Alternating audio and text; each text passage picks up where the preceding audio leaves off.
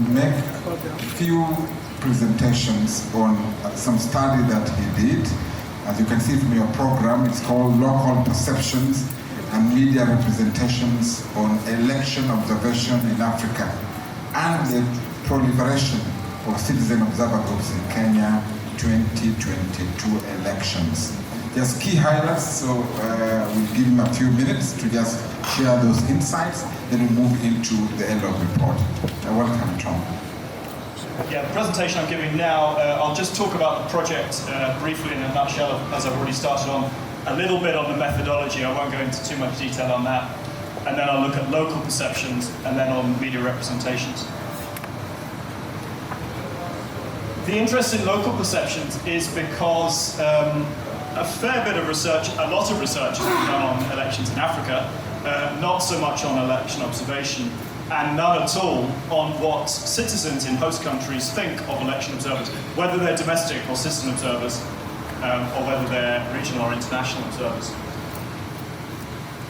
So we wanted to look at that. It's just not looked at in the academic literature, nor it turns out amongst practitioners. And also media representation, how the information produced by election observation missions circulates in the media, whether it's traditional or social media. Yeah, as I said, two phases. One in the lead up to the election, also covering election day and on to about 10 days afterwards. And then phase two, we came back in each country 3 months later. We conducted semi-structured interviews in depth with what we're referring to here as non-elite informants, ordinary wananchi. 520 in total. We tried to get we achieved a gender balance and age spread as well into 3 categories: youth, middle-aged, and old. This, incidentally, I can give the URL, is available online, so you don't have to take copious notes. There's fairly brief documents on these, giving the highlights. And we asked, we conducted this in the language favored by the informants. In this case, in Kenya, in some cases it's Swahili, in many cases it was English, but also it might be, depending on where we were, in local vernaculars as well, with assistance, including my colleague Rachel Makoha, who's here from the Technical University of Kenya. In phase one, we tended to look at the historical experiences, so citizens' understanding or knowledge of the historical experiences of election observation, who they think should be conducting observation, and what they think observers should be doing. And in phase two, the election having taken place around 3 months prior, what their evaluations were of election observation. So in Kenya, while in Zambia and the Gambia we had 4 study sites. In Kenya we had 6. For the study sites, we aimed to get 2 areas that were perceived pro-government and 2 areas that were perceived pro-opposition. In Kenya, with the 2022 elections, that was more difficult to know. We had some idea, of course, but there were areas that were said to be swing or very tight, or where it was too close to call. So actually in Kenya we looked at 6 areas. And of those 2 areas, or of the 3 areas, we chose rural areas and urban areas as well. And in Kenya we covered then Wajir, which was perceived, remember we didn't know what the outcome was going to be, as Emil, Nyeri, which was rural, Nyeri for urban and rural, which was perceived, Kenya Kwanza, Samburu rural as Emil, Kisumu urban as Emil, Wasingishu rural, Kenya Kwanza, perceived, and Nakuru urban, Kenya Kwanza, again perceived. Next slide, please. I'm going to go to local perceptions. So, this was a relief for us that citizens believe that it's important that elections are observed by dedicated observers. That was good news. Next slide. And there's an overwhelming feeling that citizens felt that observation does help the citizens of the countries in which observation is taking place. Our approach to observation here is both citizen observers, regional and international as well. Yeah. intentionally, to begin with, methodologically, we just referred to observers rather than had any leading questions about international or citizen observers. My guess is that with the presence of some Wazungu, they would be thinking that maybe we're talking about international, but there were times where local researchers were there without myself and my colleague Rob. Equally, people would still think we're talking about largely about international observers. Interesting. Next slide. That's not to say that knowledge of election observation was very good. I think it's good to say citizen knowledge of election observation is pretty poor. Pretty poor, is very poor. And that election observers are often conflated with other actors in the electoral environment. They might think that election observers are, that IEBC, for example, conducts election observation, and other actors as well.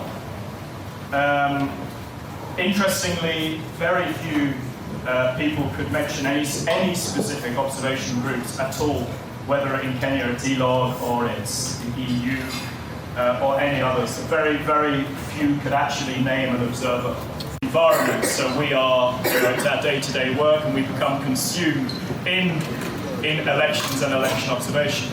But it doesn't mean that those reports that we diligently write, or whether it's the preliminary statements or other media that we put out there, actually reaches people, whether this is urban or rural areas. There we go, less than a quarter actually hear any news about observers at all. And as you might imagine, TV and radio are the most common mediums that people get knowledge about observers on. Yeah, people are generally unaware of where to find information or the reports that come out from observation groups. Nevertheless, they say that they wish to hear more. Part of me suspects that people say that because it's a nice thing to say. Nevertheless, this is what people are saying. Yes, we want to hear more about election observers. The question, I suppose, when we get onto that is how might that be achieved or realised? So, since people know so little about election observation, it's very difficult for them then to assess election observation. Those who feel that they can have something to say about election observers, can speak with some confidence, generally are satisfied with the job of election observers, regardless of where those observers are from. And what's very interesting is, and Kenya's probably the best pointing case here from the 2017 elections, where there was a lot was stirred up about particular international groups in the media and their performance, and what some former heads of state and former foreign ministers from various countries said or were reported to have said, or heads of mission. So some controversy from 2017, which was very much on social media at the time amongst pointedly elites. This narrative hasn't trickled down at all. Of all of those people we spoke to in all 6 of the locations, urban and rural, we spoke to in Kenya, only one person mentioned issues from 2017 and election observers. Yeah, so generally, people's satisfaction lies with their satisfaction of the outcome. Their satisfaction with election observation lies with their satisfaction of the outcome. So if there's an area where there's frankly, where their often presidential candidate lost, they feel, well, observers didn't do a good job. If their presidential candidate won, they're like, yeah, observers did a great job. So it's quite politically aligned, those perceptions. But remember, those perceptions, in the main, are fairly ill-informed. Yeah, next slide, thanks. People believe that observers can intervene in the process. I imagine nearly everyone here has acted as an observer, whether that's in this country or overseas. I have too, in this country as well, in 2013 and 2017. Initially with the Carter Center in 2013 in Kilifi and Kwale, and in 2017 in Wasingishu and other parts of rift with the European Union. And we don't interfere in the electoral process. As observers, we observe. We all know that, but people believe that observers can. And that might be an indication as to why they feel observers didn't do a good job. Because if they're aggrieved or there's allegations of fraud or something like that, people might think, well, why didn't the observers do anything about it?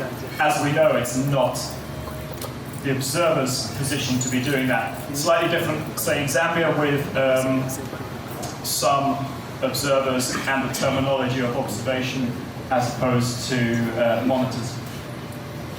And they think that they should focus on voting and counting. So I'd imagine that's because that's most of what they see of observers is around E-Day itself. What they want is often different from the common practices of observers. They want observers to inform them very clearly on who won the election.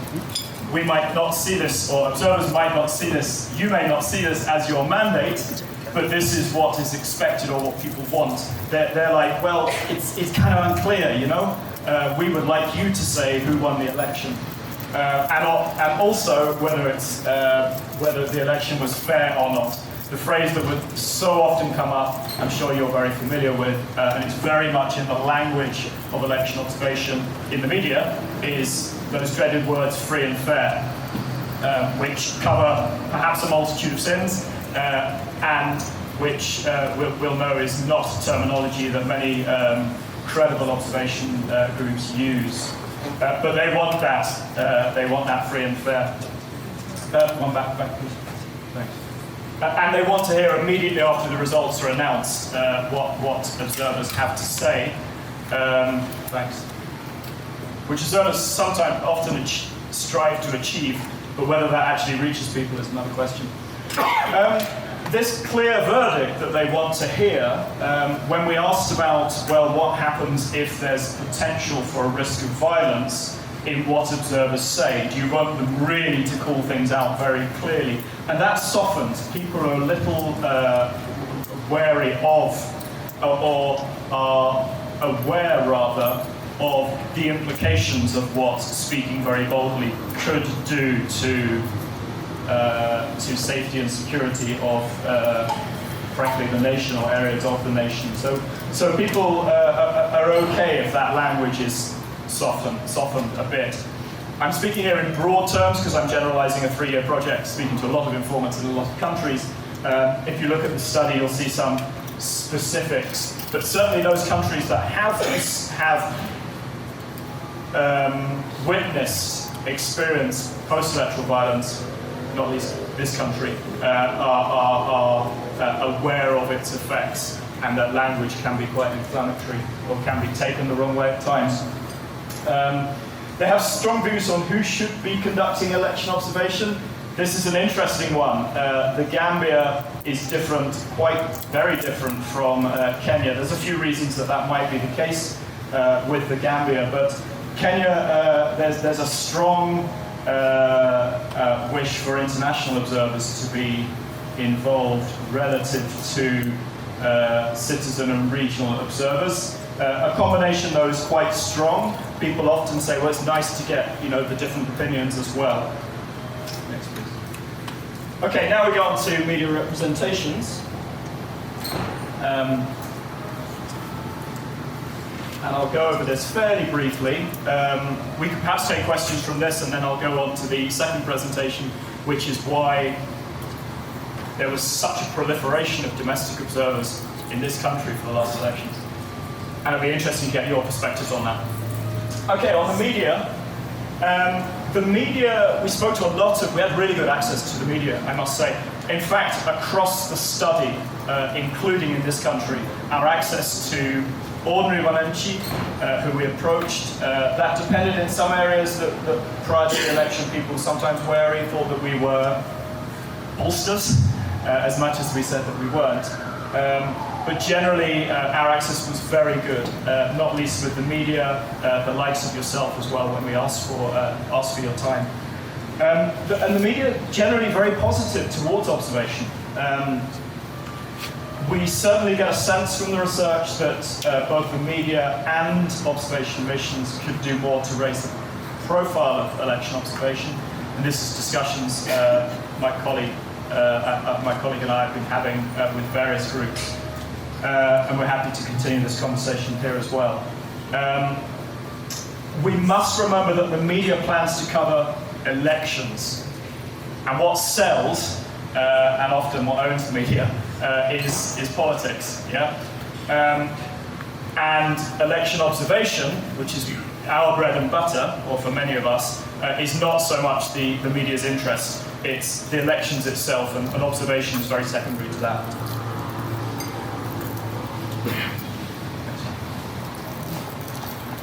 The reporting on election observations normally ad hoc.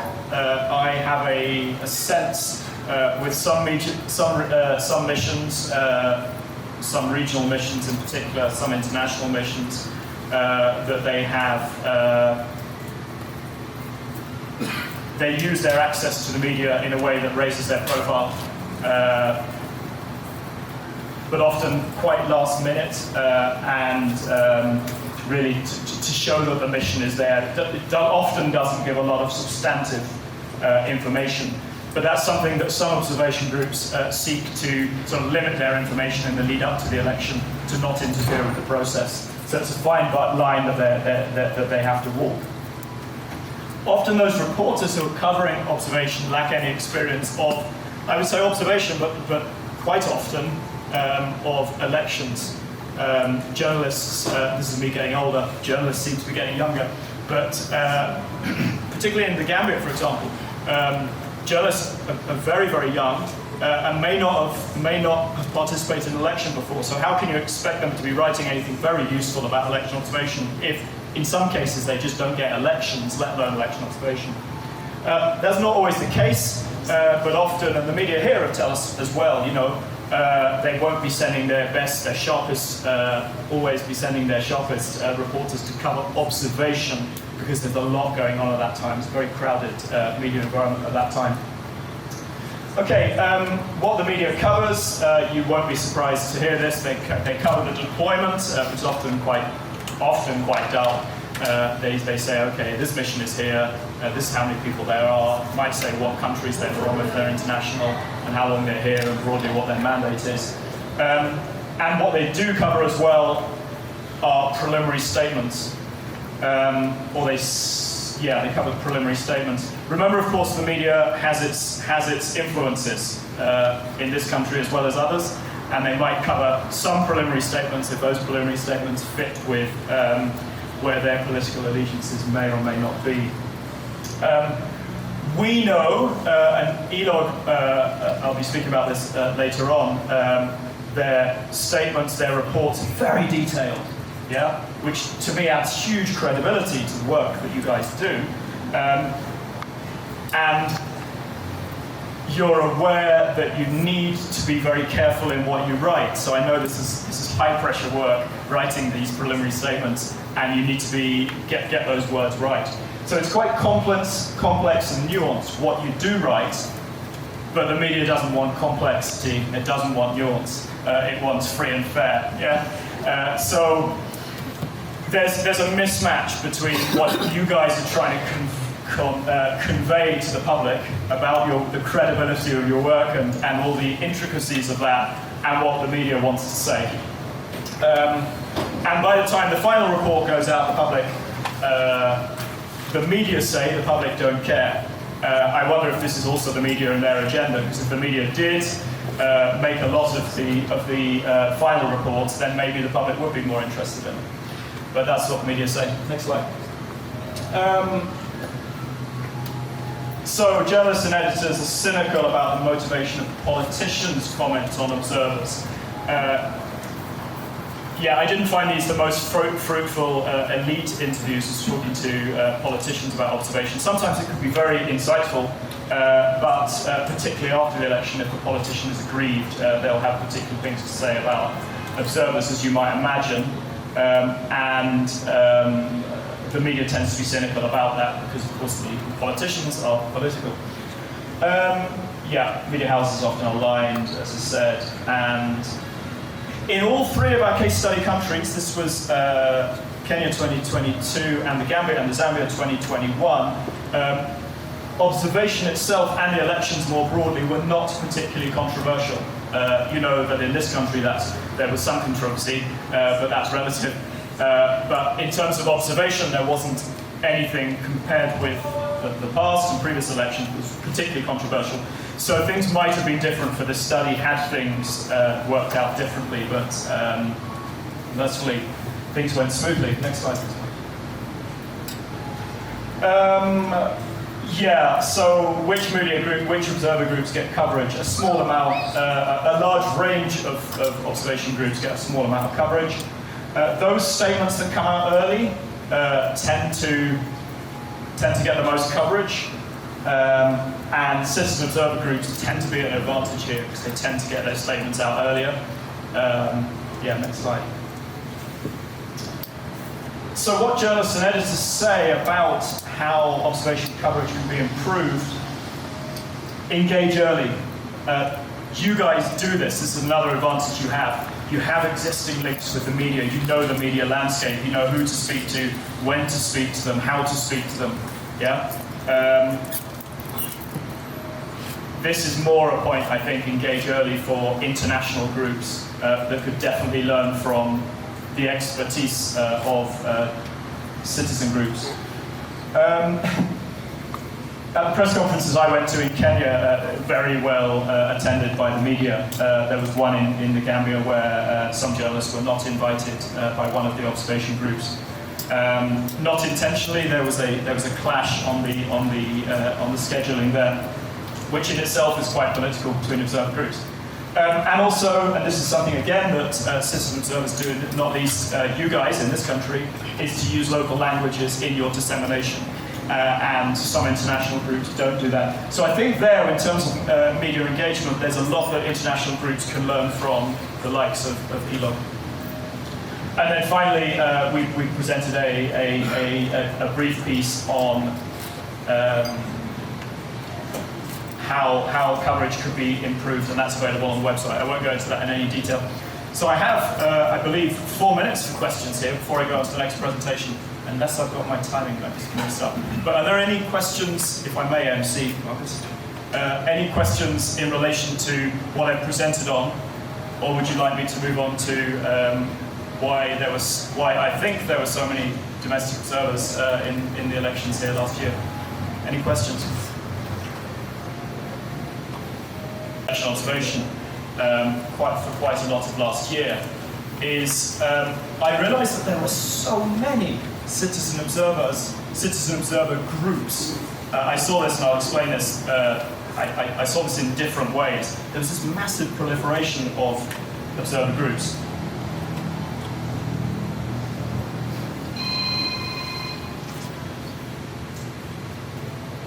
And what I'm presenting now, it's actually a chapter for a book that I'm editing on election observation at the crossroads. Next slide, please.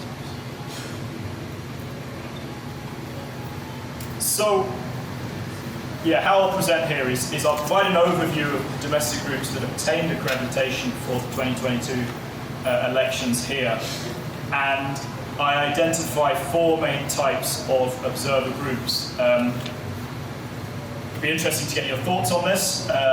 Don't worry, ELOG does very well out of this. I then use this typology as a basis for providing I've spoken to quite a few people about this, but frankly my explanation as to why there was such a large number of domestic observation initiatives at the last elections. I won't go into the methodology, but basically I spoke to a lot of people, and I was also in some instant messaging groups that some of you guys might have been in, some of those WhatsApp groups. Yeah.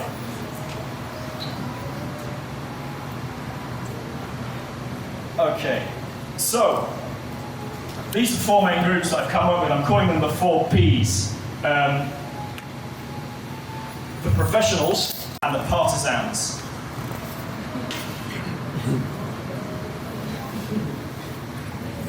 I think you can all relate to some of those groups there. You're the professionals. It's okay. I don't mention many names, but in terms of the professionals, okay, what we've got are, if you can go back one and then a second. Yeah, thanks. So the criteria to be an observer here has not changed since the last elections. But there's been a substantial increase in accreditation. In 2017, the total number of accredited domestic and international observers was 58,000. Last year it was 120,000. One explanation for the increase could be, I'm sure is a credible explanation for this, is the high stakes nature of the 2022 competition. As you know, President Kenyatta was standing down, a new administration was inevitable, so more groups felt the need to deploy missions to observe what analysts rightly predicted would be a closely fought contest. So you would expect more observers at a higher stakes election. For the 2022 elections, international observers increased by 3,000. Their domestic counterparts increased by 60,000. It's a huge increase of domestics. And the 120,000 observers that IEBC accredited in 2022 belong to 509 observer groups. This is based on information I got from IEBC. It wasn't very easy to get this information formally. It should be information that is in the public domain. I managed to get the information, but it would be good if I could get something formal from IEBC, yeah? And then maybe these figures could be updated in relation to that. 461 of those are domestic groups, and the remaining 46 are international observation missions. There's a bunch of observation missions in there. I'm quite familiar with observation missions in much of the continent, international ones. This one included some groups such as the Civic Chamber of the Russian Federation of Moscow. So there are, the household name election observation groups amongst the internationals, and there's some others as well. And we talk about motives later on in relation to domestic observers. Locating these 461 domestic groups and trying to find information about them was very challenging, very challenging. Preliminary statements were only issued by 19 domestic groups. It's a requirement, I believe, of IBC that everyone that gets accreditation should issue a preliminary statement and a report. Only 19 citizen groups issued a preliminary statement. That number actually drops to 9 if the joint preliminary statement of the Umbrella and Gaza movement is taken into account. So there's a lot of observer groups, 461, and we get 9 preliminary statements or reports afterwards. The vast majority of these 461 were entirely invisible. Some of these groups are likely based outside the counties that the research team were operating in during the lead up to the elections. That's Kisumu, Nakuru, Nyeri, Samburu, Uasin Gishu, Wajir, and on ED itself, Kiambu, Nakuru, Nairobi, and Nyandarua. Only 20 domestic groups were identified as providing, in the public domain, information about their observation activities, with that number reducing to 10 if you take Gaza as 1.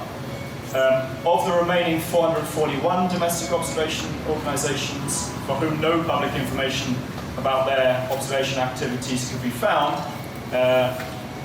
we know that 1,066 observers were issued with accreditation by IEBC at one point in August 2022.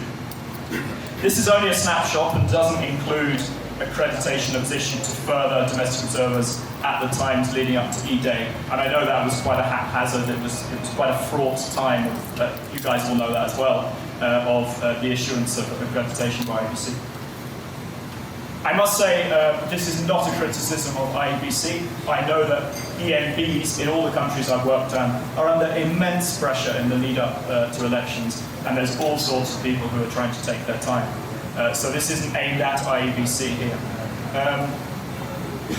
Drawing on the reported number of observers as given in domestic observation groups' preliminary statements or final reports they made available to the public, these 9 groups that provided this information deployed around 6,000 observers. I'm going a little bit into the information here before we talk more broad brush about my conclusions, but I think it's useful to get a sense of the depth of opacity, let's say, if that's a contribution, if that's a useful phrase. But yeah, we can deduce based on that information that around 100,000 observers were deployed by the 441 domestic organisations that offered no public information about their activities. Based on other sources of information, including incomplete figures from IEBC, and the numbers of one domestic group as reported by an international observation group, an additional 3,000 observers could be identified as receiving accreditation for a total of 61 groups. It leaves approximately 97,500 accredited observers deployed by about 380 domestic groups, of which nothing is known outside the IEBC. So what follows here is an analysis of various sources of time-scanned information on these groups that helps paint a picture of the motivations of the broad range of domestic observation initiatives that are accredited in the elections. Okay, so, back please. Back. Yeah, so there we go. That's the typology I'm using again. Professionals, part-timers, pop-ups, and partisans. Next one, please. Thanks. Okay, professionals. These are experienced, that's a key term there, experienced professional groups. They're motivated chiefly by a genuine desire to promote the integrity of the elections. This will be familiar language for you. They're non-partisan. They're methodical. And they undertake a credible assessment of the electoral process.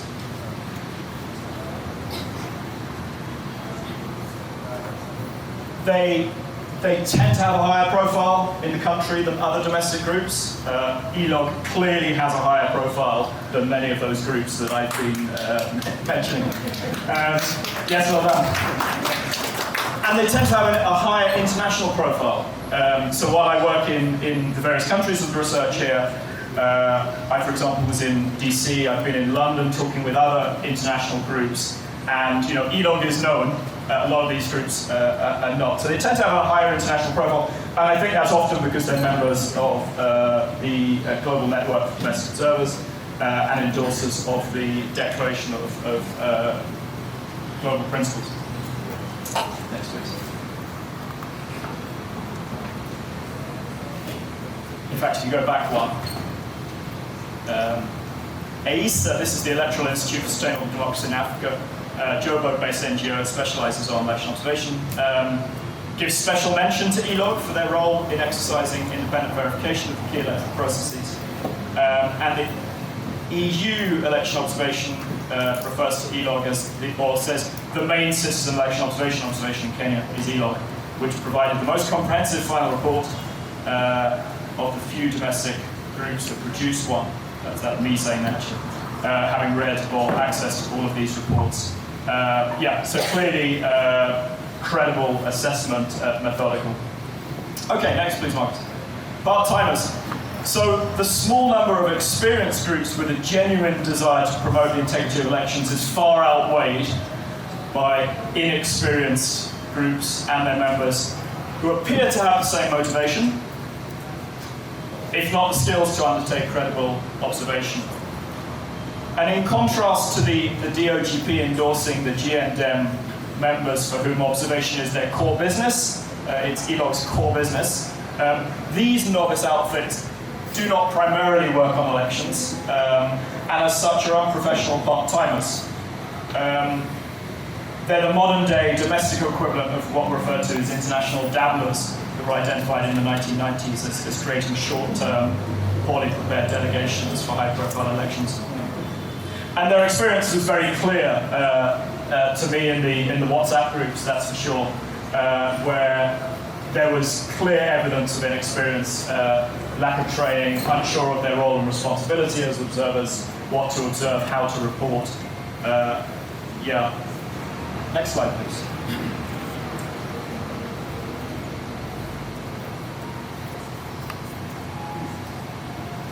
So the IBC's requirement that accredited observer groups submit final reports to the Commission largely fell on deaf ears, as I've said.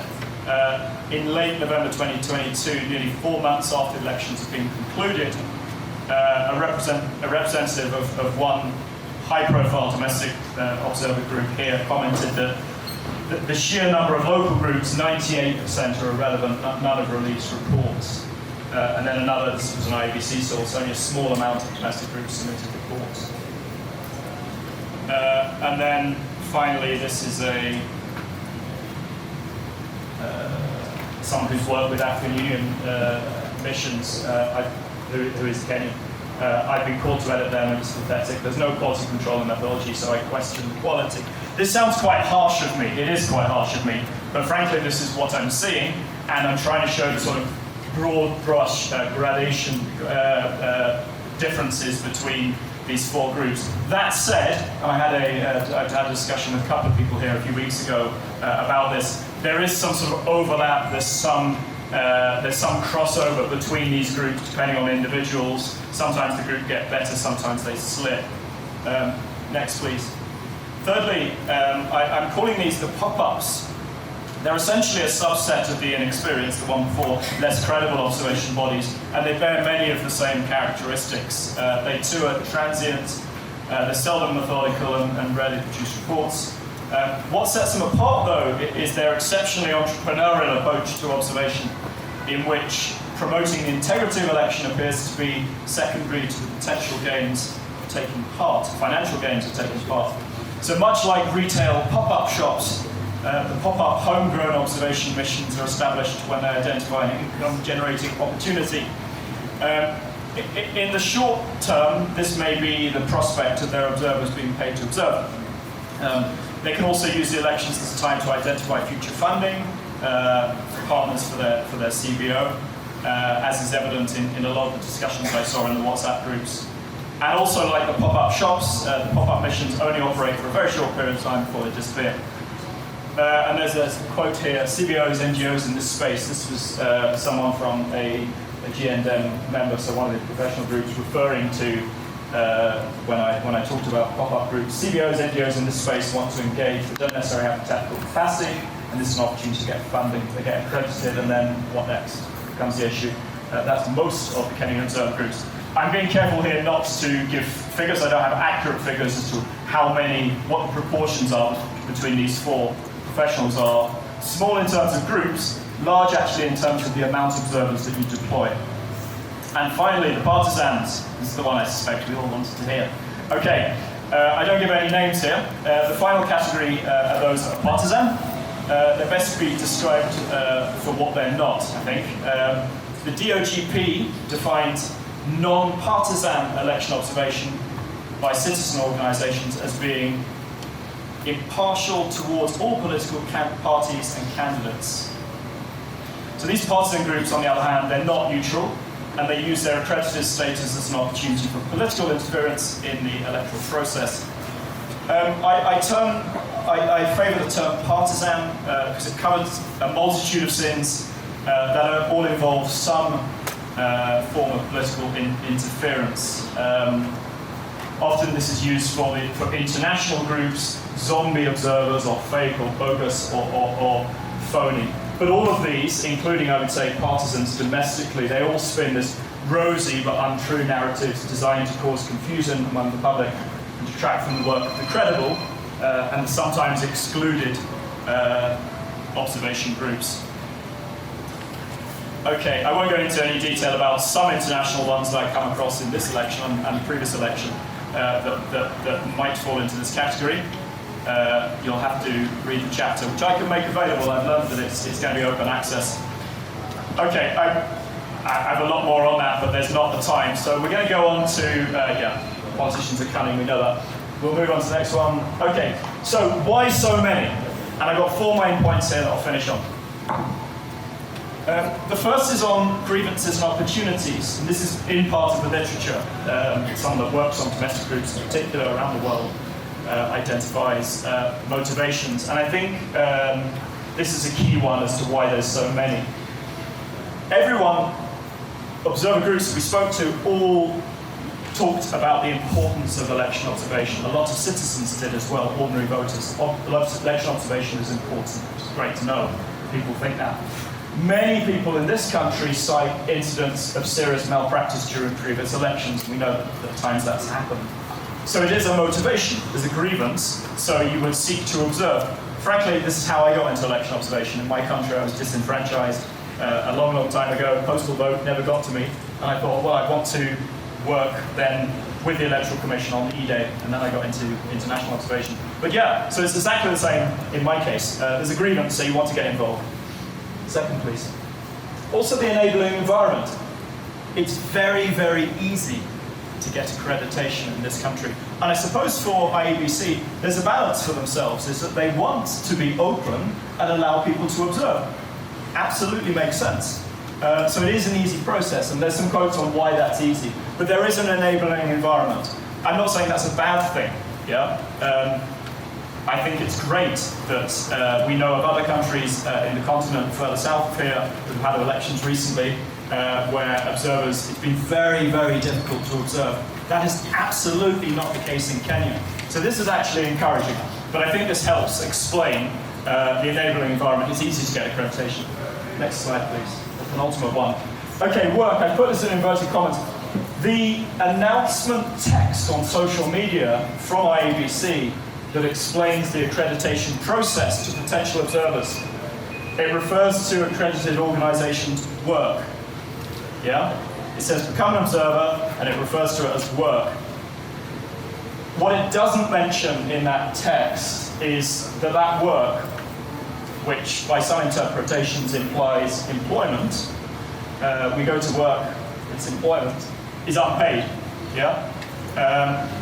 So this could be a motivation for some people as to why they might start up their own suitcase or pop-up group, yeah, is, well, it looks like there's an opportunity here. So this might be our pop-ups here. And the last one, please, Marcus. Thanks. And the last one's vetting.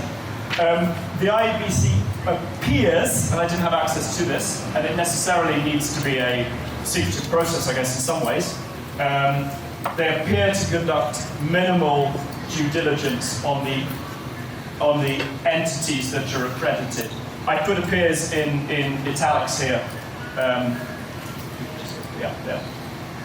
So one IEBC source saying there are those observer groups whose leadership is not actively in politics but funded by politicians, and you only find that out later. So someone from IEBC said this to me. You find out later that they're partisan, but you don't know beforehand. I imagine if there's a lot of people or groups applying for accreditation right at the last minute, that puts stress on the vetting process to really know who these people are and whether they might be partisan or not. And the last quote here, it's gone, but I think you get the gist. Because of delays in bureaucracy in IEBC, this is someone from one of the pro-election groups. If they're accrediting the day before elections, which seem to be happening, of course there are problems. Politicians applied and just got given observer accreditation. The IEBC formal engagement in this vetting accreditation process is something to look at. I have some quotes which I don't have time for here. I've got 27 seconds. From accredited groups where they basically said to me that they were partisan and that they were politicians. I have one quote where someone's saying, we have the sons of politicians who are accredited observers. As observers, notably, not as political party, what's the term? Agents, yeah. So I'll leave it there. That's my feeling as to why there was such a proliferation of observer groups, and it's 0 seconds. Thanks very much.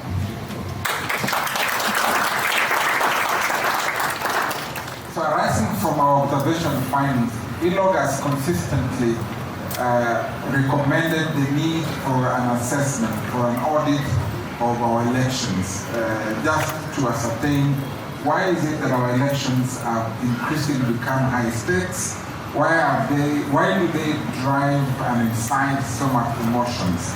And a number of issues have been highlighted in our report that Susie mentioned earlier on in her opening remarks.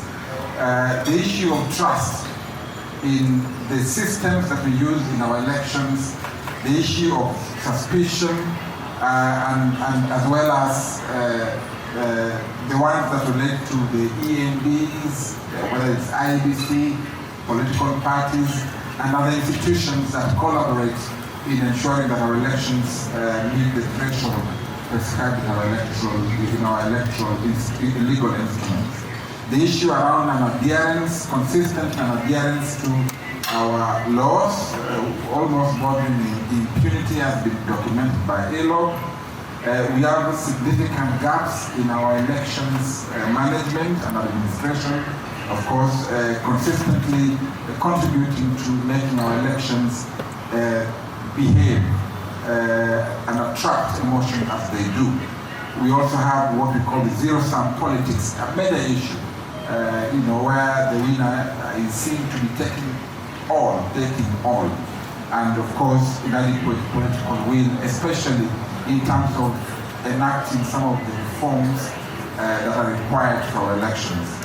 The issue of lack of inclusion and diversity in our system has been documented, with a number of stakeholders feeling left out in the processes, and therefore they say we disown this process. We don't feel that we are part and parcel of the process that is out there. The issue around cost of election has been raised. Our election in Africa, it is the most expensive in Africa, and in the world, almost the second most expensive in the world. So what are the cost drivers of our elections? Are our elections affordable? If elections belong to the people, if elections are supposed to allow everyone to effectively participate in them, then why do we make the cost of elections quite expensive? The reports have identified electoral fraud as a significant issue, and of course technology as both something good, but also an issue that has led to a number of discord. Open the server, YouTube server opening is part of technology that driven the process. So then all this context, we ask ourselves then now, these issues that we have identified as core issues that continue to affect our elections, then drove ILO to undertake an assessment. We ask ourselves, there is need for us then to go out to the public, ask them what they think, document their responses, and make suggestions for critical reforms. So we then commissioned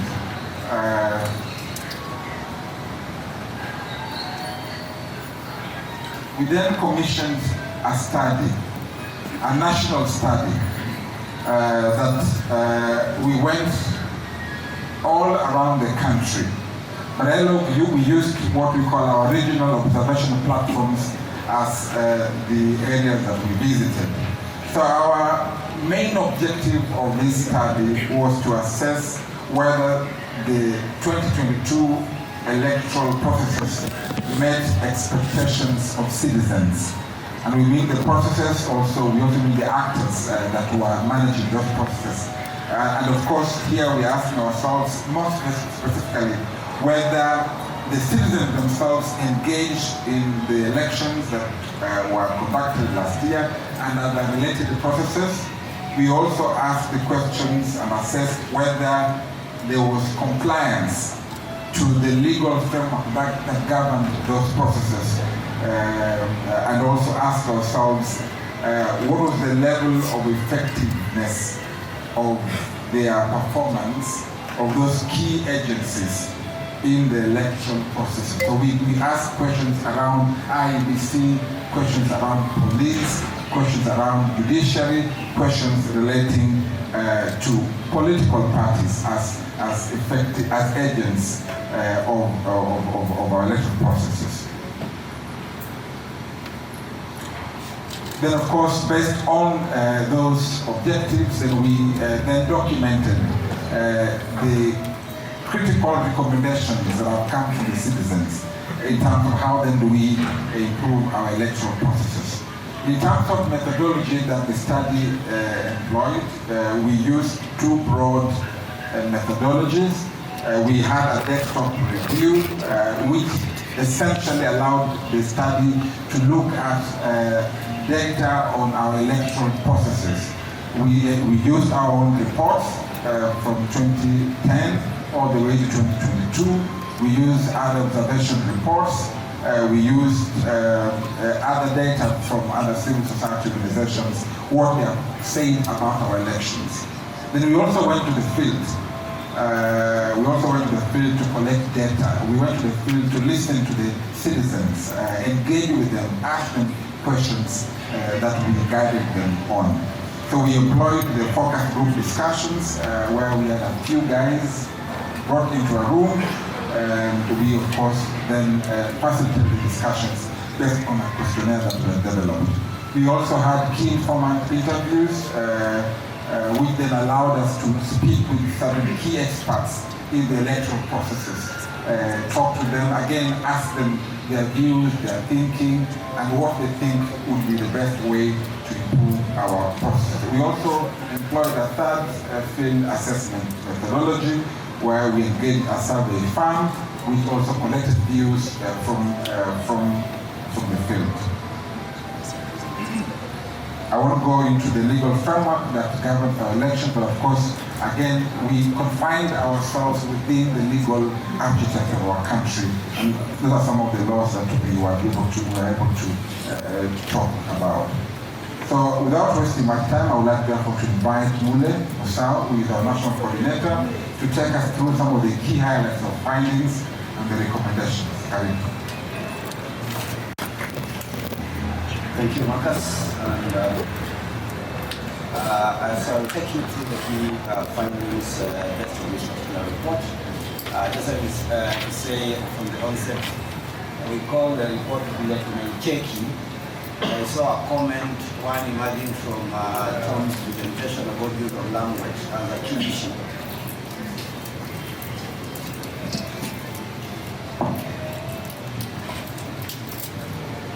As Mule does that, I think I'd earlier on introduced our consultants, Dr. Francis Owaka and Dr. Kathleen, who helped us to put this document together.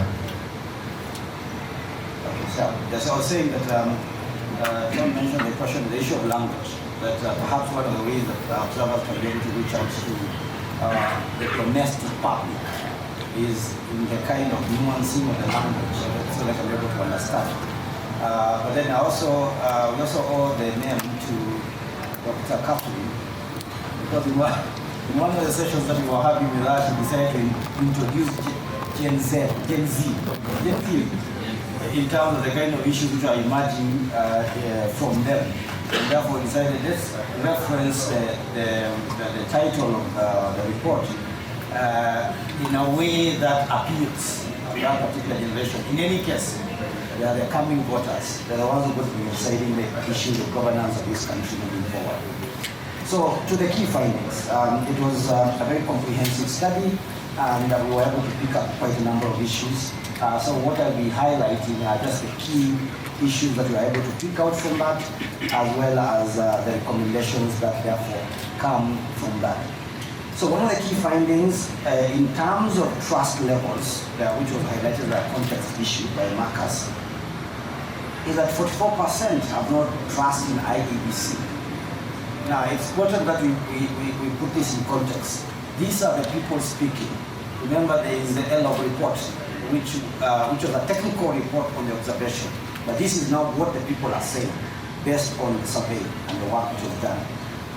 So there is no trust in the IEBC. The ones who trust IEBC are 32%, and 24% are very neutral. So they have a neutral opinion. IEBC is also seen as ill-prepared and a state capture and controlled by external forces. There is also the talk, the feedback that we got in terms of that the capture of the EMB was localized, with polling stations being the new frontier of the capture. And if you go into the report, one of the things that is good that Madam Kolubu is here, If you go inside the report, some of the things that they say is that you go to a polling station and they tell you, we know who the people who have been employed are. We know which family they come from, because they know them. And then they say, we know also the political persuasion of those particular individuals. So there is that localization story, which you couldn't see, of course, when you're doing our technical report. But when you ask the people, they tell you, we think that they are biased. Whether that bias, of course, results in some malpractice is another story altogether, but that's their feeling. On the voter register, 70% found, and it's very interesting because we thought when the issue of the biometric kits and other things, we thought we were going to make things easier. But they say that 70% of the voter registration process was complicated or complex. Nairobi, very interestingly, Nairobi 74%, cost 72%, Rift Valley 70%, are the highest rates in terms of those who view this process as complicated. So again, wondering in these urbanized zones, where is this story coming from? So those are questions we need to interrogate moving forward. Schools were offered as the best centers for registration with 64%. In terms of voter education, and remember I'm just giving you highlights so that you can be able to read the report. So it's not everything on voter registration, you'll be able to get more from the report. On voter education, this scored very well. Many citizens say they are well informed on the various processes, the political rallies, from the various sources. The political rallies, the community forums, social media, religious places, the radio and TV, and they also recognize the importance of voter education. We have the members of the special interest groups largely feeling that they have been left out of this effort to educate. And you know how critical the question of education then serves for voters. So on the SIG, that's where the score is negative. But there's a general feeling that voter education is going well. On the malpractices on voting and the voting process and security, many people out there felt that they were actually observed. There are people who say they observed ballot stuffing. I thought this is something of the past. There is the question of voter intimidation, violence, and voter interference. They also have raised issues on the voter list discrepancies where we have names of those voters whose names are missing from the list, indicated inadequate information from IEBC clerks on how that problem needed to be addressed. We also, some of them noted lack of ballot secrecy, intimidation by hired criminal gangs, long queues, and overcrowding was reported. I think that's something that some of us also are aware about. On the legal framework, there is inadequate implementation of an otherwise robust electoral, legal, and policy framework. And Dr. Owaka and Kathleen will tell you that we were also pleasantly surprised that Kenyans are much aware about the legal framework. It was an area that we thought they are not aware of when we set out on that study. But they indicated that a level of knowledge, but they are saying while it looks good, the implementation has problems. And they also raised the question of having critical laws enacted too close to the elections. And then, of course, the gaps in terms of some of the key laws like the two-pass gender rule, which are yet to be implemented, were cited. Now, on political parties, there are some interesting feedback. One of them is the power of manifestos during electoral campaigns. So majority of the citizens indicated that their selection of a candidate, and this is very useful for political parties, was influenced by the political party manifesto. That is 71% experience and development record, 30% prioritizing integrity, 12%, and political campaigns, 8%. The dynasty versus the hustler narrative. I don't know whether that is maybe the Charlie or with the Lucy share. There are concerns about the violence during the campaigns, especially affecting special interest groups, and that recorded a high incident rate. On elections results, there was divided feedback. Kenyans held divided sentiments in reference to the security. 33% of the respondents have found that they believe the system was good, was secure, while 21 stated that they were neither sure nor and sure. On dispute EDR, dispute resolution, this again we still scored very well. Majority of the electoral process, they say we understand that process. And some of the experts that they say they lacked clarity in terms of how it was being processed. Experts interviewed indicated that there was a need to streamline the appeal processes to. Let me move quickly to the recommendations which came from this report.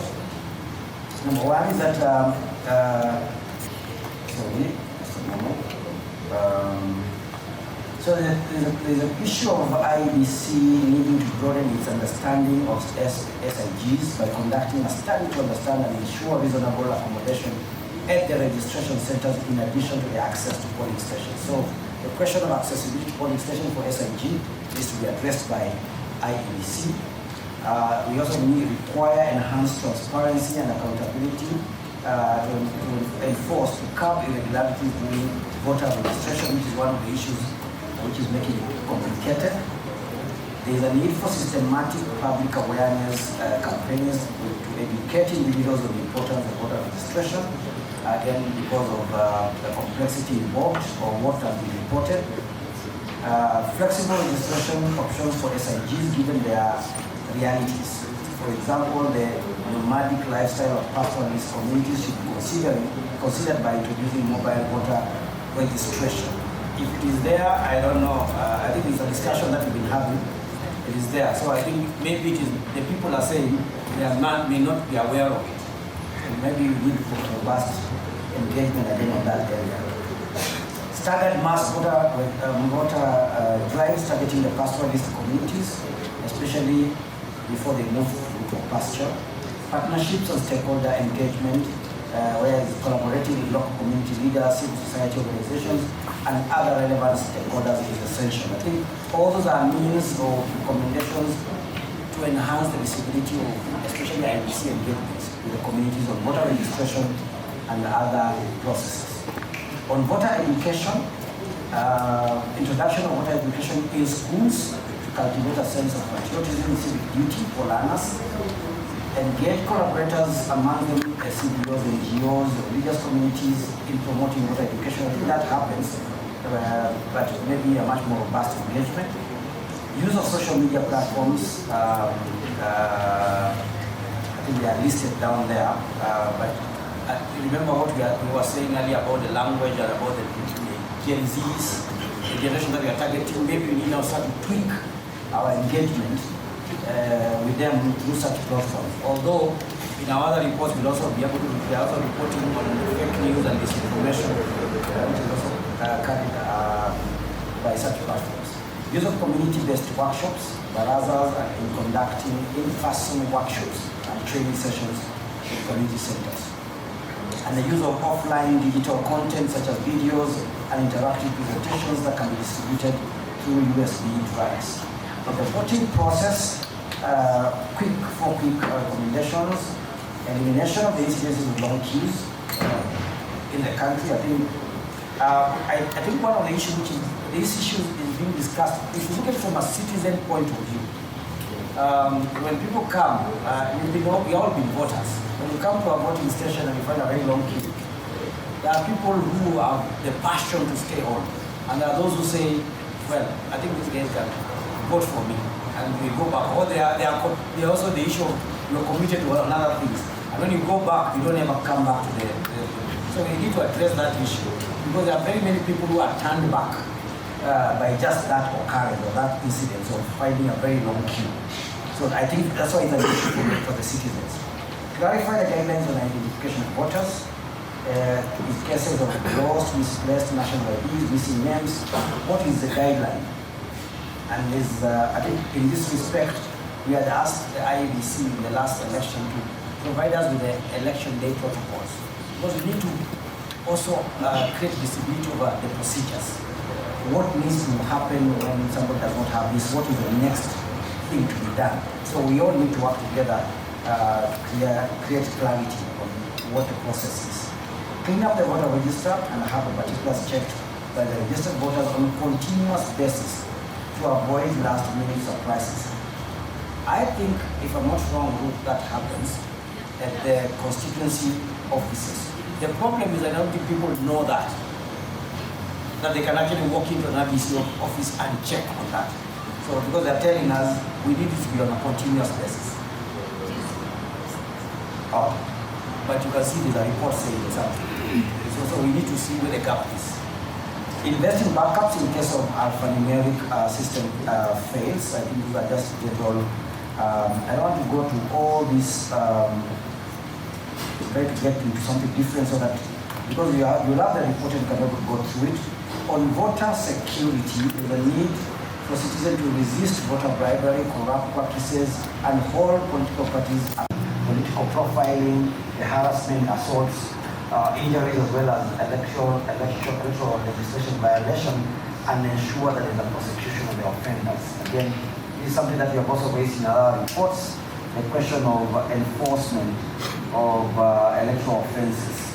On the legal framework, a post-election audit is required to understand the strengths and the weaknesses of the overall evaluation, a curricular-like evaluation. And it allows us to see all the gaps, whether you're talking about the electoral system, which is not an IBC problem, or whether we're talking about the legal communications, and then I come to electoral results. So one of the proposals or one of the recommendations is the staggering of elections, especially the presidential elections, to minimize dissatisfaction and anxiety. Further, it will ensure kids and the county elections are held separately, so that the anxiety that is created by this one election, because there's a lot of overwhelming anxiety about the presidential election, is reduced. I don't know about the costing elements. Those are the questions that we can be able to discuss in terms of whether it is more expensive to do that, but it is one of the recommended ways of making it much more effective. Ban politicians from tallying centers. I don't know how this will happen. Their presence and cause pockets of violence continuously within the facilities, including the day the results were being announced. Now, we are taking these recommendations from the people. So when people say they saw politicians misbehaving at bombers, they say, let them not be there. So the mechanism of how you can do that, whether it's through by accrediting the agents and other people, maybe is a regime that we may need to review. Proper communication channels will be instituted to ensure that information in the National Tallying Center is received accurately and consistently. From a media point of view, the media tallying was different from every station, creating anxiety amongst the citizens, and we all know this. You are seeing NTV is carrying out this, the Citizen is carrying this, KTN is carrying a different tally. It was not the same. And that creates anxiety amongst the citizens. So they feel maybe there is a need that needs to be well coordinated so that the information comes at the same time. Then there is advocacy and lobbying for all actors, especially the SIGs and the PWDs. On the same process, reduction of the vulnerability of young who are susceptible to hiring for vigilantism, youth poverty and unemployment, questions about corruption that we raised in terms of how we need to curb that. On security in the volatile areas, the recommendations are to enhance security deployment, collaborative security planning, especially with the local actors, early warning systems, conflict sensitivity training for security personnel, election officials, and other relevant stakeholders. Let me leave, I think most of that is inter-agency coordination. I think I've mentioned it. Strong legal framework and impartial enforcement, making sure that those who are, you hold accountable those responsible for inciting violence.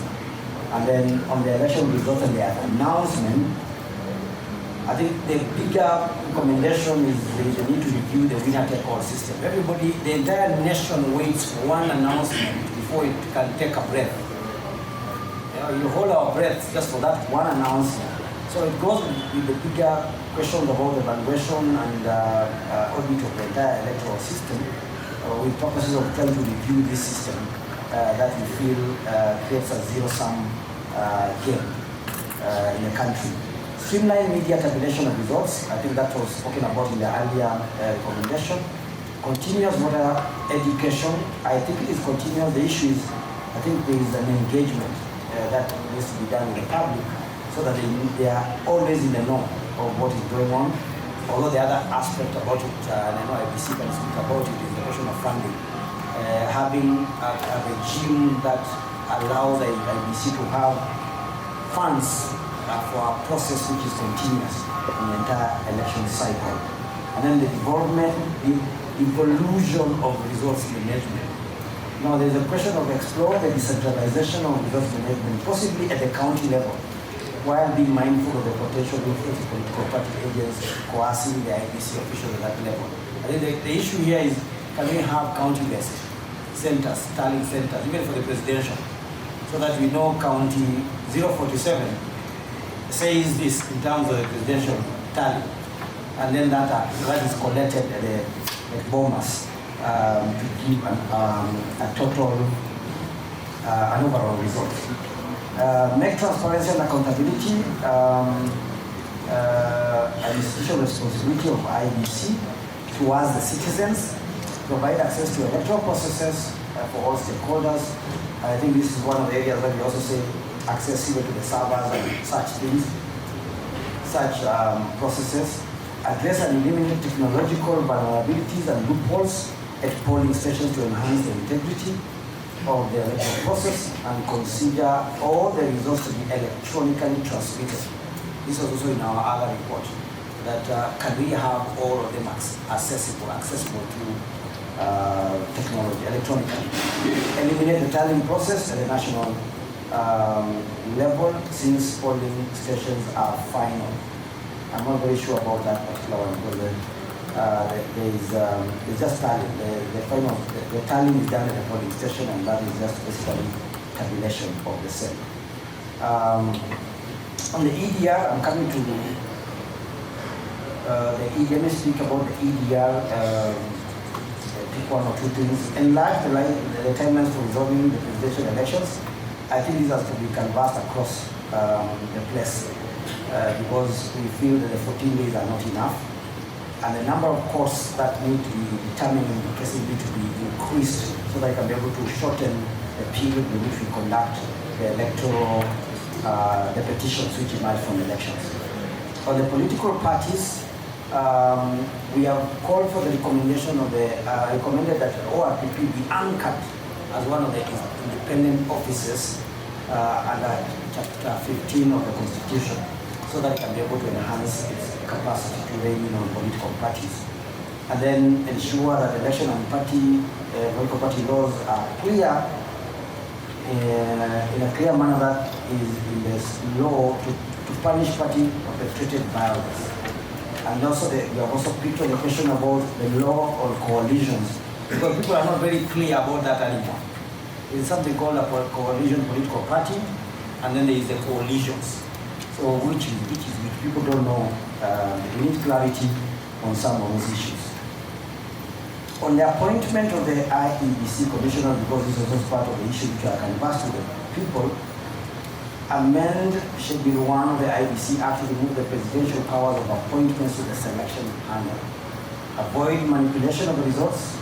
To avoid manipulation of the results, the selection panel is to pronounce the successful candidates after the interviews and submit only one name for the chair and 6 for the members of the commission.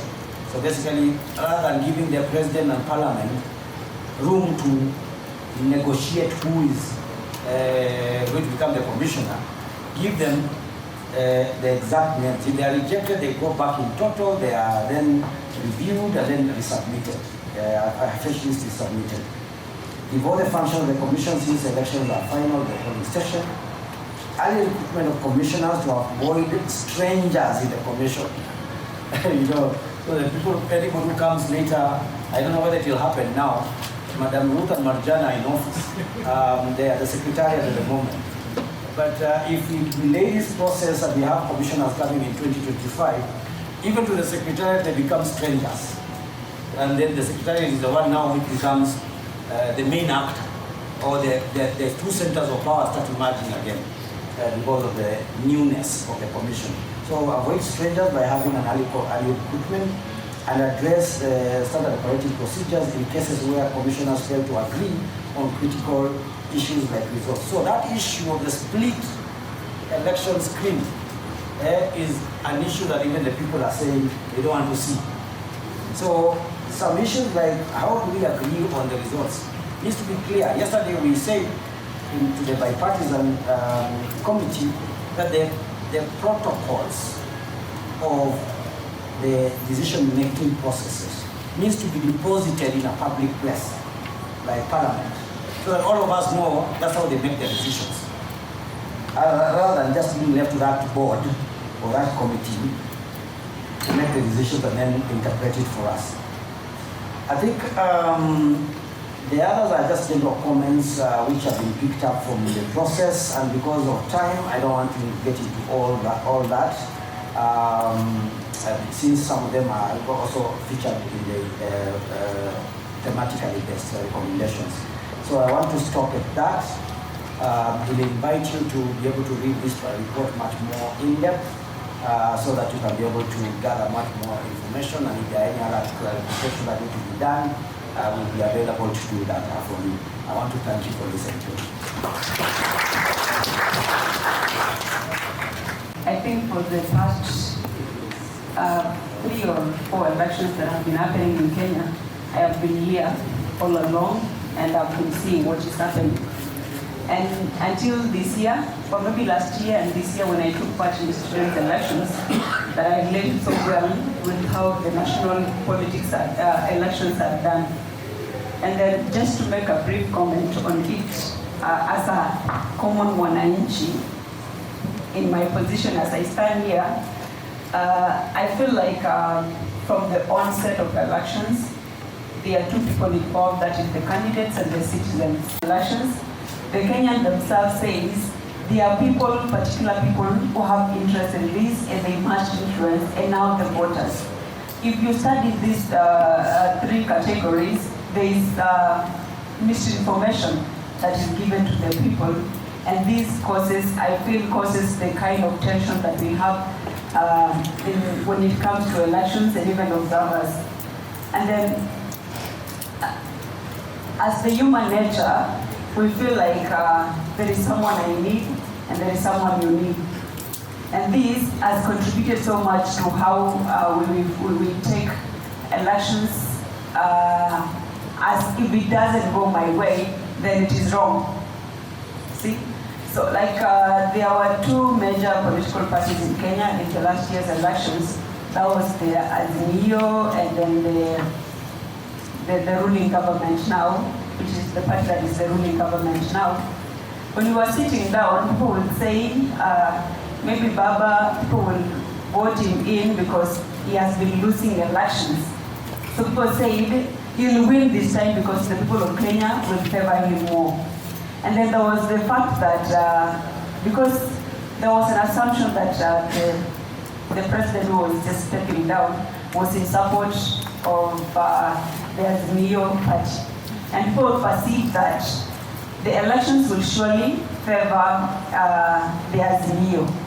So on that part now, when the results came out differently, people say that they are not fair and they now went to court. What I would say there is that we need more education to the voters or to the general public on the fact that the outcomes of the results will not be determined on how you feel. It will actually be after the counting of votes, and after the votes have been counted, you will say exactly these are the results and you have to believe them from there. But when you have a perception that it is what I feel that should be presented, like when you were just making the presentation, 45% say that the results were not fair. It might be from the opposition party, now that it's not in the government. And that goes down to how transparent, and when there was the presentation on the local or domestic elections or perception of the people, you realize that there are 4 or 5 categories of who report about elections. And then again, the media, when I went, I felt like I was supporting. Of course, there was a party that I supported, So there is a particular media house that I'll go to because that comforts me and that I feel it's favoring the candidate I wanted. So that's another thing we feel. We have a lot of tension, we have a lot of opinions around, and this has to go down to the people to be educated, and they have to know exactly if the elections don't go the way they want. Maybe this time they did mobilize more.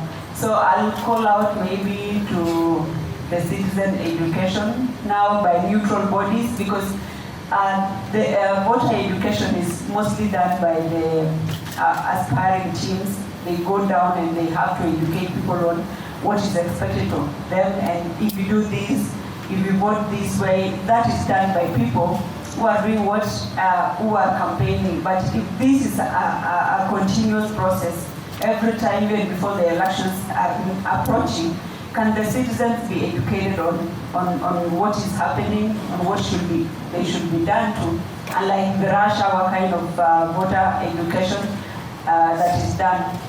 At the same time, I feel like until I was part of elections this year, I felt like at times we have anxiety that is uncalled for.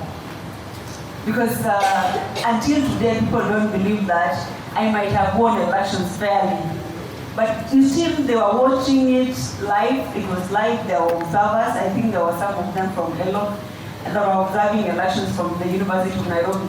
So until I experienced it, I felt like at times, okay, it is not fair. Elections are not fair until I took part in the elections. So can we tell people more? Can we let them know that it is not what you feel, it is not what you expect, it is what is counted, you know? So I don't think I'll go much more into anything else, but as a student and who have taken part in elections, I feel there is more education needed on the process of elections and calming people's expectations and opinions. Thank you.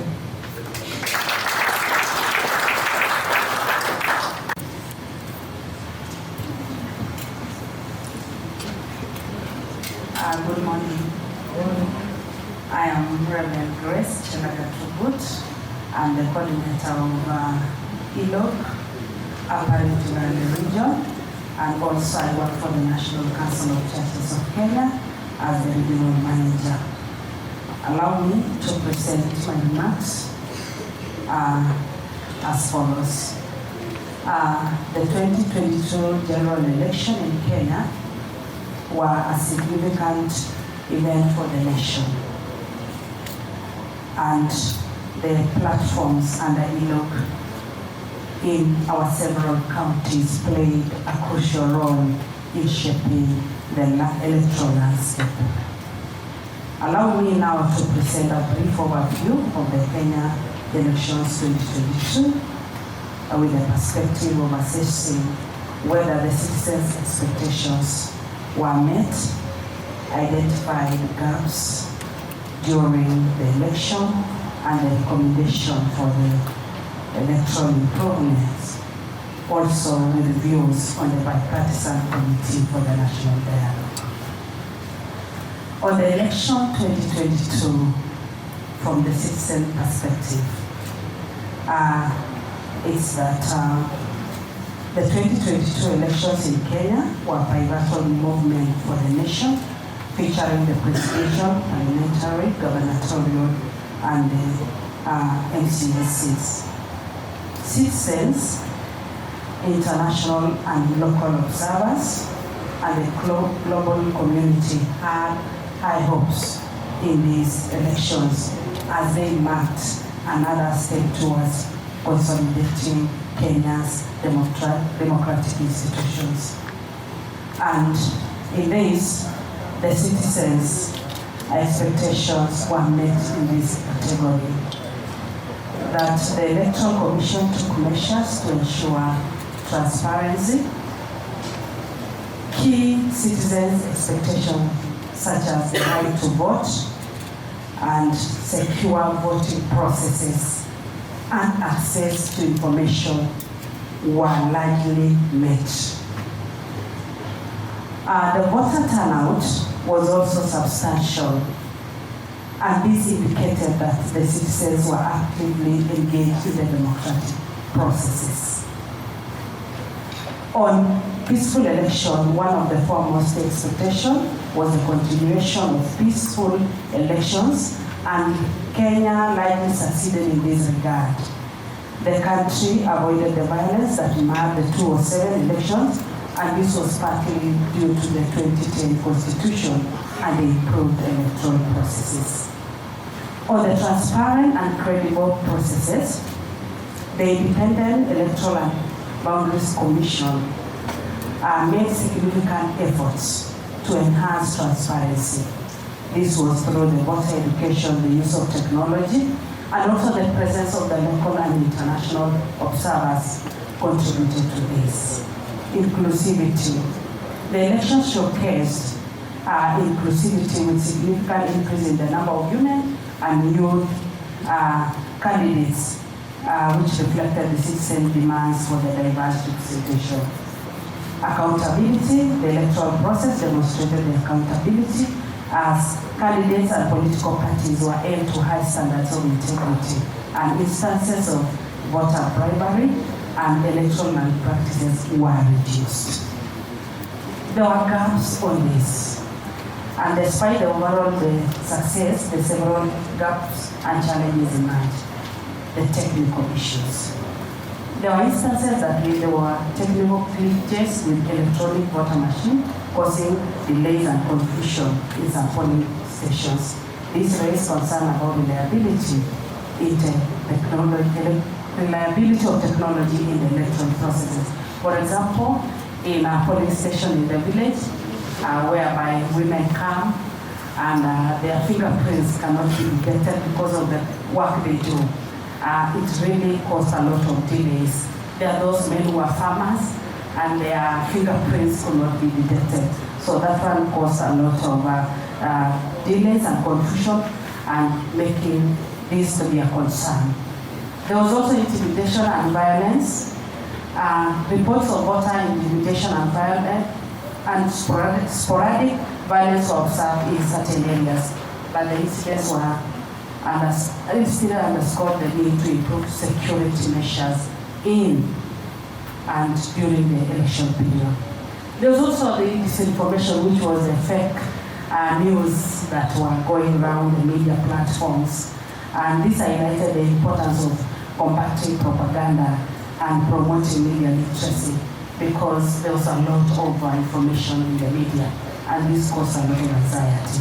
The recommendation is that there must be a high enhanced voter registration and education. This should be continuous, because for citizens, it's only during or almost the election that they get the voter education. But you find there are those who have challenges, like in Kalokol, that is Kalokol to Kana Central, people have to use the boat to go and register. I think these services can be taken near them so that they are able to get enough information. Improved logistics, there is need to allocate more resources. In the banditry areas, prone areas where we work around, we find that there is still need for continuous monitoring. Most people are affected because they are moving from one village to the other one due to banditry. So there is need that this can be mitigated and people are able to vote in their villages. On the bipartisan committee for dialogue, the citizens feel that there are key sentiments from the citizens to this dialogue committee. Peace and reconciliation, the citizens feel that the committee is crucial step forward to achieving peace and reconciliation, particularly following political disputes and tensions. Political representation, there is expectation that the committee will provide a platform for political parties from the region to have their voices and participate in the national dialogue. We need to bring everyone on board. They need to bring the leaders, they need to bring the youth together. There is also the feeling that there is transparency and fairness, and this emphasizes the importance to ensure all stakeholders are included in decision making. On conflict resolution, there is feeling that this committee is seen as an opportunity to address the long-standing political and ethnic grievances in the potential, introducing potential post-election violence and fostering unity. We have the general recommendations on elections. There is need to enhance technical preparedness for the elections and to look into the issues that can affect this. Strengthening of security measures. Law enforcers should work collaboratively to ensure voter safety and prevent intimidation and violence. And voter education should be intensified to promote civic responsibility and peaceful participation. To combat this disinformation, there is need for EVO to work with the civil society, technical companies, and the fourth state, and different other organizations to encourage that there must be verification of the information before it is being sent out. On infrastructure, citizens feel that the government should prioritize infrastructure development in remote areas to ensure equal access to polling stations. This includes also roads and improved transportation options. For example, during voting in Kalokol Ward, the polling station that I mentioned, it's only when we have the helicopter going there. But during these other times, it's only the port. Why don't we have that helicopter during voter sensitization? I think that is their feeling, that we just see it once during election. So there is need to look into that so that us as the citizens in the local areas will feel being involved in these processes.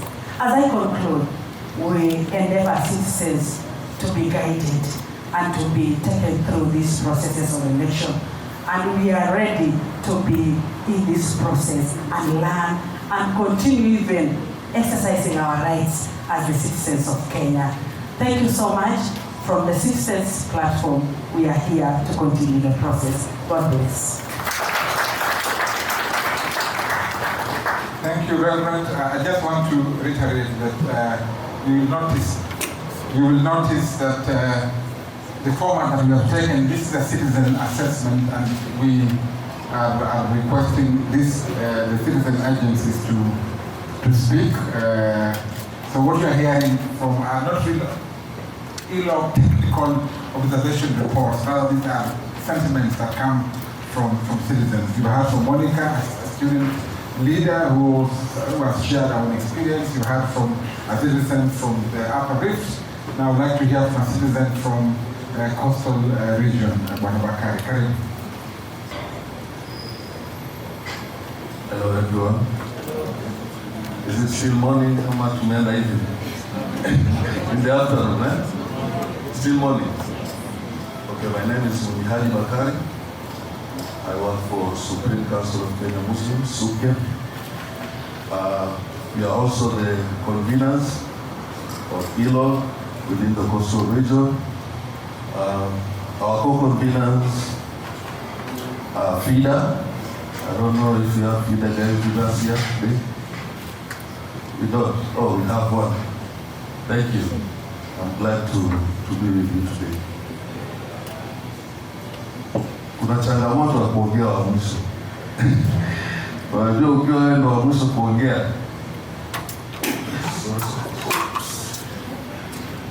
Unapata kwamba mambo mengi yameshaongelewa na kwa umeprepare kutoka on those specific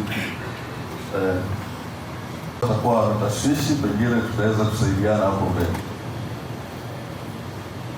Swala la kwanza ni masuala ya uhamasishaji. Uhamasishaji umekuwa ni changamoto kwa watu wetu, especially from the IEBC. Na changamoto hii imeletwa sana kwa sababu za kihali ya kifedha. Imekuwa ni kwamba most of the time tunafanya uhamasishaji wakati tunaelekea kufanya kura ama tunaelekea kupiga kura. But I would like to give thanks for FBOs and CSOs wamekuwa mstari wa mbele sana katika kuchampion agenda ya uhamasishaji katika mashinani kule tutatoka. One of the programs that I would like to focus on is also the Mulika initiative. And I think it's one of the initiatives ambao pia imetuweka hapa leo. Kwa kutumia viongozi wa kidini na mashirika kuhamasisha jamii, kueleza umuhimu wa upiga kura na jinsi gani ya kupiga kura. Katika initiative hii kumekuwa na engagement ya vijana, washikadau katika mashirika na pia wale ambao tuko nao katika masuala ya kidini. Imekuwa ni wakati mzuri sana kwa watu wa dini kuzungumzia masuala ya amani na upigaji kura kupitia madhabahu. Kwa wale ambao ni Wakristo, kwa wale ambao ni Waislamu, tukitumia misikiti yetu na wakati wetu. Monitoring of the same and evaluation. And I believe as a commission we have tried to do that. From what Dr. Thomas gave us the money, we realized that in 2017 we had 58,000 observers, both local and international. And in 2022 we had 120,731. He got the figures right. And all these have given our operations feedback, as much as he indicated that just a few have done it, their recommendations, and we'll endeavor to ensure that we work on all the recommendations they have made. But give me just a chance to respond on a few issues that have been brought forward by the speakers this morning. Starting with Dr. Thomas, I would say that we accredited more observers in 2022 because we had an AMS, accreditation management system, in place. In 2017 we were a bit analog, so we are using hard copies. So it was hard for observers, especially local, to register with us. But in 2022, people are able to register as observers from the comfort of their offices, homes, or wherever they want, mobile phones, and we are getting to them. Unfortunately, it didn't work towards the end, and that's why, as you observed in his presentation, we are actually still giving out the badges up to the last day before the election. But we'll endeavor to ensure that in 2027, that does not happen. If possible, we'll be looking forward to stopping or to putting a deadline at least 30 days before the election day.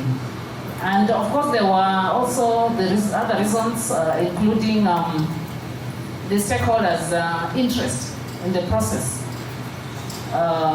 in 2022, more than 2017. And that's why the number went up from 58 to 120,000. And of course, again, as he has indicated, we are going to vet and ensure that we get out more professional observers than pop-ups and part-timers. We'll try our level best to do that. Now, coming to also the results, as Dr. Mule put it, Mr. Mule put it.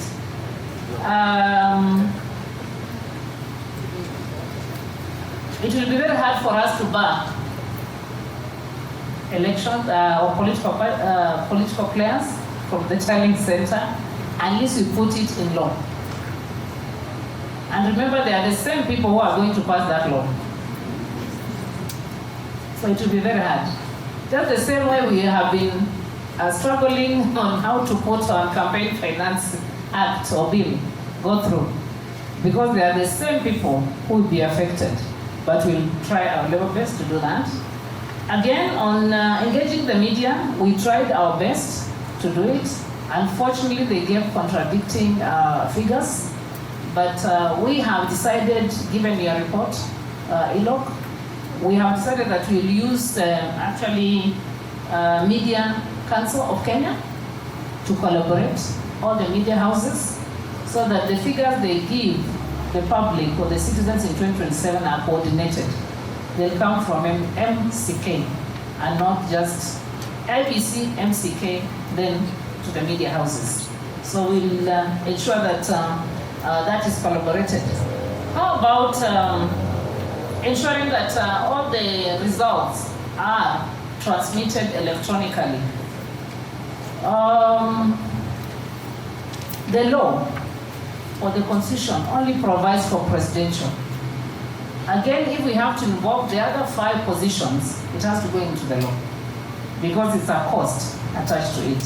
And we have to be funded by the government. So again, that will require a lot to be put in. How about the first past the post electoral system, where the winner takes it all? Again, it has to be embedded in the law. So that maybe the law says whoever wins gets 60% and whoever loses gets 40% of the seats, or whatever happens, or the activities in the country. Otherwise, as IBC, our hands are held, our hands are tied. We cannot change that. We'll still maintain that until it comes out very clearly for us to implement. During our presentation at the National Dialogue, we gave that as a proposal that let us avoid having winner takes it all. Because it is even the thing that is affecting our trust levels. I can confirm here that I was a county returning officer before I was elevated to the position which I hold now. And as Malit put it, the expectations of the people of that county were expecting candidate A to win. But actually when the results came out after the counting, it's candidate B who won. Even myself as the county returning officer, I was shocked. Because whatever was being spoken on the ground, it was candidate A who was meant to win. But it came out as candidate B who won. So for the public or for Kenyans to help the trust levels of IBC to improve, we need to change the law so that the winner does not take it all. And we'll also endeavor to ensure during our voter education, we lower the expectations of fellow citizens. Because there's so much expectation out there that whenever now we get to the climax, it's like it becomes anti-climax. And people now start blaming IEBC. Avoiding strangers, again, we'll try. Through the politicians, we have actually done a lot with JLAC. We have been talking to them so that they also try and help us have the bills that have been pending before the House for so long, like even 4 or 5 years. For example, even the boundary delimitation bill has been pending before the parliamentary House for the last 4 years.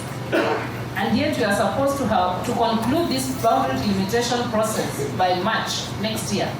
So we don't know how we are going to carry out this boundary delimitation if the commissioners are going to come on board. So we are looking into it. We have been talking to JLAC, but those of us who are here and are able to help us enhance the process, you are welcome to help us, but we're also trying as IBC. Also, there is this campaign finance. It has been pending before the parliament for the last 4 years, 5 years, even from the previous 2017. We don't know how to go about it, but we are also talking to them. We also presented at the National Dialogue and ensure that this is done as soon as possible. Then coming to Grace Chelagat. Yes, Kalkol, we know it is a very needy area, and the whole of Turkana County.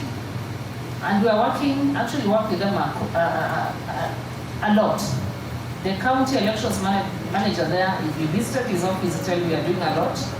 And we are going to ensure that Turkana and other ASAL, arid and semi-arid lands, or places, we are going to reach them. We have mobile registration centers, but unfortunately, due to lack of funds, we are not able to reach everywhere. We are only able to reach where we are able, but that helicopter or that plane they see once in 5 years, they'll be able to see it every time. Now, for Bakari, I'll just pick one. About doing water education in schools, we have started and we are working with KICD. We are hoping that it will be incorporated in that citizenship docket so that their students or our pupils are able to be taught. Now, when I come to cross-cutting issues, water education, which again ILOC emphasized in their report and the recommendations, our hands are tied as IBC. Why? Because we are funded. This is a mandate we are given in the Constitution. So it is supposed to be funded by the government. Unfortunately, they give us money the last year to elections. And that's why you see IBC running all over. Yeah? Trying to educate people, trying to get water educators, water education providers, using the interior offices to educate people. We have actually suggested to the government that kindly just divide the money with 5 years so that you give us money for year 1, year 2, year 3, year 4, up to 5, so that by the time I get to the 5th year, we are just concluding. But that hasn't happened. In fact, the people who come in to fill the gap are USAID and related partners, yeah, who come in to fill. But the government has been delaying until the last year. But what if they give up the money now? They would actually run with it up to 2027. And again, I would want sincere apologies to Thomas for not having been given information by our office. And we have agreed, we spoke over tea, and we agreed that he'll have the information that is pending before the end of tomorrow. So with that, ladies and gentlemen, allow me to say asanteni sana. I decided to do more listening. I had carried a speech, but I decided to do more listening. Thank you. Thank you very much, Marcus. For those who don't know, Marcus was my classmate at the University of Nairobi. And it's not that he was in a school for the deaf, but it was the University of Nairobi. We were together at master's level. And the reason I'm mentioning this is because the last week of September is a very special week for all deaf people globally. It's that time that we used to spread a message of what are the barriers, what are the attitudinal barriers and challenges that deaf people face globally. And just to also let the society know that deaf people can always contribute to the nation's ability. So thank you very much. Good to see you. Good to see my two professors also for the same class who are seated somewhere around here. Now, first, before I make my remarks, allow me to start by registering apologies from our Honorable Chair, Madam Florence Kajuju, who is the chair of our commission. She really appreciated the invitation that ILOC sent to the commission, but she's not around because of circumstances beyond our control. She could not be with us today. But then she's given me a message of congratulations to pass to the national coordinator, Mr. Mule, plus your partners, all your partners, for this wonderful launch of Citizen Center Assessment Report. And the Commission will really appreciate you and all your partners for this wonderful job. So thank you very much. Now, some of you perhaps have heard about the Office of the Ombudsman. And I would wish perhaps to just point out that the process of a citizen assessment, citizen-led assessment, is not something new to us as a commission. And this is because we were part, of course, during the data collection period, we were part of this. And that's why receiving this invitation from ILOG was really very important opportunity for us as a commission to come and be part of this. As the Office of the Ombudsman, just like any other sister commissions that are established by the Constitution, but also other legislations. But our place as the Office of the Ombudsman in the electioneering process and period is important. Why? Because we do monitoring as well. That role remains central for us as a commission. As you all know, the Office of the Ombudsman is a public defender. Why? Because the Constitution of Kenya gives us a mandate and a mandate to ensure that the national values and principles of good governance, particularly Article 10 of the Constitution, which speaks loudly about the need for participation of the people. We recommended that the ODPP should provide IBC with information about or around the status of pending or cases that have not been prosecuted or have been prosecuted, to allow IBC to enforce the election code of conduct. And this is because many are the times that any person will just come up and seek for a seat, but then how do you make sure that you're able to control this?